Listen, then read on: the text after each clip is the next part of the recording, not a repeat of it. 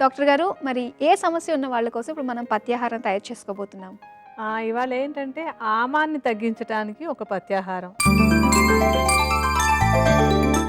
ఆమను తగ్గించడానికి అంటే ఏంటంటే ఏవైనా అనారోగ్యాలు వచ్చినప్పుడు శరీరంలో కొన్ని హానికారకమైన పదార్థాలు తయారవుతూ ఉంటాయి.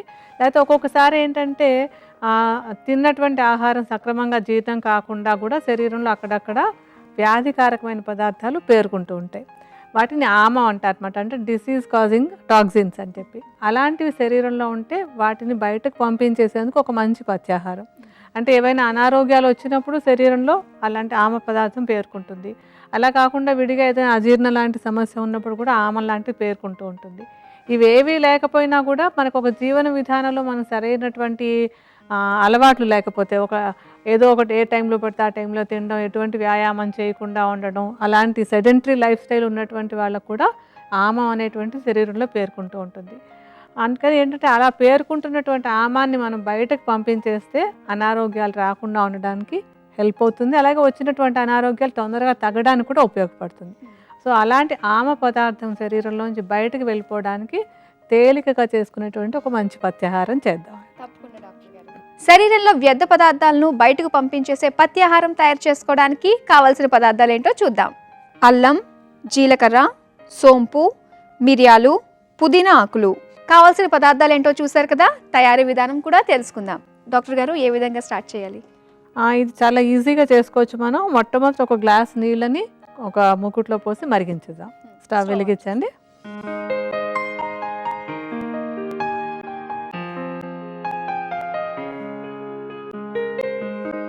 ఈ పథ్యాహారం ఏంటంటే ఎప్పటికప్పుడు మనం తయారు చేసుకోవాలి తప్ప నిలవ పెట్టుకోవడం కాదు. ఎప్పటికప్పుడు ఈజీగా ఇంట్లో అన్నీ ఉన్న పదార్థాలు ఏమున్నాయి, మిరియాలు, సోంపు, జీలకర్ర, పుదీనాకులు అన్నీ మనకు రెడీగానే ఉంటాయి కదా, ఎప్పటికప్పుడు చేసుకోవాలి. అలా ఒక గ్లాస్ నీళ్ళు ఇందులో పోసి మరిగించుకోవాలి. మరిగించుకున్న తర్వాత మనం ఇందాక తీసుకున్నటువంటి పదార్థాలను వేసుకుంటాం. నీళ్ళు మరిగేలోపు ఏది ఎందుకు వాడుతున్నామో కూడా మనం ఒకసారి చెప్పుకుందాం. అల్లం ఎందుకంటే ఆమాన్ని పోగొట్టడంలో, అంటే శరీరంలో ఉండేటువంటి మలిన పదార్థాలను బయటకు పంపించేయడంలో నెంబర్ 1 అనమాట. చాలా బాగా పనిచేస్తుంది. ఇది జీర్ణశక్తిని మెరుగుపరిచేసి మనం తీసుకున్నటువంటి ఆహారంలో ఏదైనా అజీర్ణ పదార్థం ఉన్నా, లేకపోతే శరీరంలో ఎక్కడైనా సరే ఆమ పదార్థం ఉన్నా దాన్ని పంపించేస్తుంది. సో అందుకని అల్లం వేసుకుంటాం మనం. అలాగే సోంపు కూడా జీర్ణశక్తి చక్కగా మెరుగుపరిచేలాగా ఉంచేస్తుంది. అంటే జీర్ణశక్తి ఎప్పుడైతే బాగుంటుందో అప్పుడు మన శరీరంలో చేరినటువంటి మలిన పదార్థాలు బయటకైనా వెళ్ళిపోతాయి, అది లేకపోతే మలినాలు తయారు కూడా కాకుండా ఉంటాయి. అందుకని సోంపును కూడా వేసుకుంటాం మనం. జీలకర్ర కూడా అలాగనే. జీలకర్ర కూడా మనకి జీర్ణశక్తి బాగుండేలా చేస్తుంది. ఏమైనా కడుపులో వాయువులు అలాంటివన్నీ తయారవుతుంటే కనుక వాటిని కూడా బయటకు పంపించేసి శరీరంలో ఆమం చేరకుండా ఉండేలాగా చేయడానికి జీలకర్ర కూడా బాగా తోడ్పడుతుంది. మిరియాలు కూడా మనం చెప్పక్కర్లేదు. మామూలుగా కూడా ఏదైనా చూడండి, చిన్న జలుబు అది చేసినప్పుడు మనం మిరియాల కషాయం తాగగానే ఒక లైట్ ఫీలింగ్ వస్తుంది. అంటే హాయిగా ఉంది, తల బరువు అది తగ్గిందని. అంటే ఏంటంటే ఆ లోపల ఉండేటువంటి ఆమ పదార్థాన్ని బయటకు పంపించేస్తేనే మనకు ఆ హాయి కలుగుతుంది అనమాట. అలాంటి హాయి కలగడానికి మిరియాలు కూడా చాలా బాగా ఉపయోగపడతాయి. ఇంకా పుదీనా ఆకులు కూడా జీర్ణశక్తి చక్కగా మెరుగుపడేలాగా చేస్తాయి. ఇది కూడా డీటాక్స్ అని, యాక్చువల్గా మనం కొంచెం ఆధునికంగా చెప్పాలంటే మనం చేస్తున్నటువంటిది డీటాక్స్ అనేది ఈ మధ్యకాలంలో ఎక్కువ మాట్లాడుతున్నారు కదా. డీటాక్సిఫికేషన్ అంటే లోపల ఉండేటువంటి టాక్సిన్స్ని బయటకు పంపించేసేయటం. అలా చేయడానికి పుదీనా ఆకులు కూడా చాలా బాగా ఉపయోగపడతాయి. ఇలాగ అన్నీ ఏంటంటే మనకి అన్ని విధాల జీర్ణశక్తిని బాగు చేసి మలిన పదార్థాలను బయటకు పంపించేసేటువంటి అన్ని పదార్థాలని మనం ఇందులో వేసుకుంటాం. ఈ మరుగుతున్న నీళ్ళని తీసి మనం ముందు బౌల్లో పోసుకోవాలి. ఇది యాక్చువల్గా మనం బౌల్లో పోసి చూపిస్తున్నాం ఎందుకంటే చూపించడానికి అనువుగా ఉంటుంది. మామూలుగా ఏం చేయాలంటే ఇంట్లో ఫ్లాస్క్లో పోసేసుకోవాలి నీళ్ళు. మన నీళ్ళని ఫ్లాస్క్లో పోసుకుని అందులో ఈ పదార్థాలను కలపాలి. ఎందుకంటే ఇప్పుడు మనం వేసుకునేటువంటి పదార్థాల్లో ఉండేటువంటి ఔషధ గుణాలన్నీ కూడా నీళ్ళల్లోకి దిగుతాయి. ఆ నీళ్ళలోకి దిగడానికి ఆ వేడి నీళ్ళని ఫ్లాస్క్లో పోసుకుంటే వేడి అలానే ఉంటుంది కదా, వేడి ఉండాలి, అందులోకి దిగాలన్నమాట.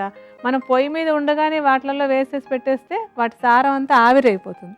అలా ఆవిరైపోకుండా నీళ్ళని మేము మీకు చూపించడం కోసం కప్పులో పెడుతున్నాం, కానీ మీరు ఫ్లాస్క్లో పెట్టుకుని ఇప్పుడు మేము చెప్పే పదార్థాలన్నీ అందులో కలుపుకోవాలి. ముందు ఒక పావు చెంచాడు సోంపు వేయండి.